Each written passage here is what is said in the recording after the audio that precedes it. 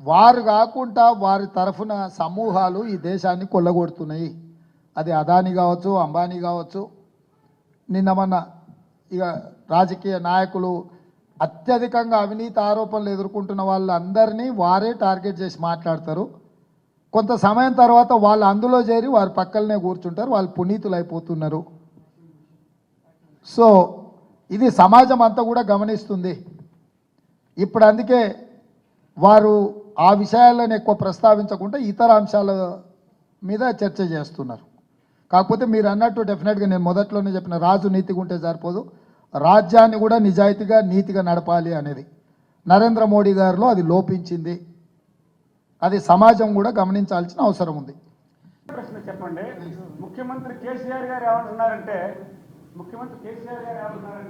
భాష ముఖ్యమంత్రి స్థాయి లేదు, నేను ఎప్పుడైనా నేను మాట్లాడానా, ఎలా మాట్లాడుతున్నారు రేవంత్ రెడ్డి, మీ పద్ధత అంటున్నారు.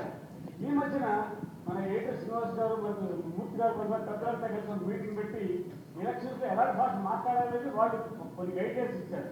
అసలు ఎన్నికల ప్రచారంలో భాష మీద క్రమశిక్షణ అవసరమా కాదా, మీ అభిప్రాయం ఏంటి? ఎన్నికల ప్రచారమే కాదు, వ్యక్తులుగా ఈ సమాజంలో మనకు కొంత బాధ్యత ఉంది. కుటుంబ సభ్యులు కూర్చొని రాజకీయ నాయకుల ప్రసంగాలను చూసే పరిస్థితి రాష్ట్రంలో ఉండాలని నేను కోరుకుంటా. నేను మొదటి వాడిని.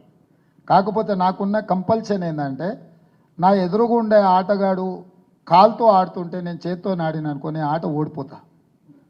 సో నిబంధన అనేది మా ఇద్దరికి ఒకటే ఉండాలి, లెవెల్ ప్లేయింగ్ ఫీల్డ్ ఈక్వల్గా ఉండాలి.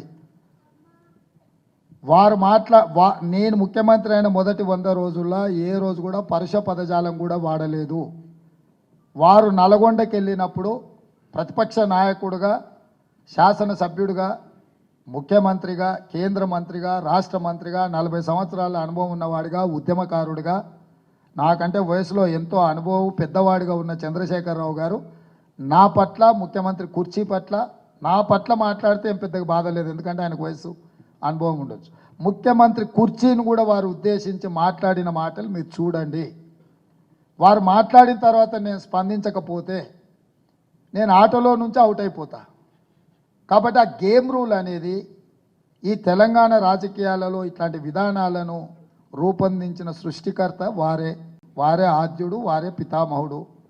వారే కొత్త విధానాలకు కూడా వరవడికి ఒక అవకాశం ఇచ్చి మీలాంటి పెద్దల్ని పిలిపించి మా అందరితో మాట్లాడిపించి ఒట్టేపించిన ప్రయోజనం లేదు, పేపర్ల మీద సంతకాలు పెట్టించాలి గట్టిగా.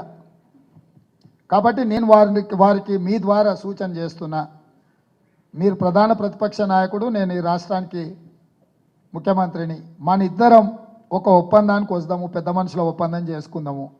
భాష విషయంలో, భావ ప్రకటన విషయంలో సంవయనం పాటించి ప్రజలకు ఉపయోగపడే విధంగా సమస్యల ప్రాతిపదికనే చర్చ చేద్దామనే దానికి నేను సిద్ధంగా ఉన్నా. తెలంగాణ సమాజం మీరు ఎప్పుడు పిలిచినా నేను వచ్చి దాన్ని ఒప్పుకోవడానికి, సంతకం పెట్టడానికి నేను సిద్ధంగా ఉన్నా. వారు వస్తే తెలంగాణ సమాజానికి కూడా మంచి జరుగుద్ది.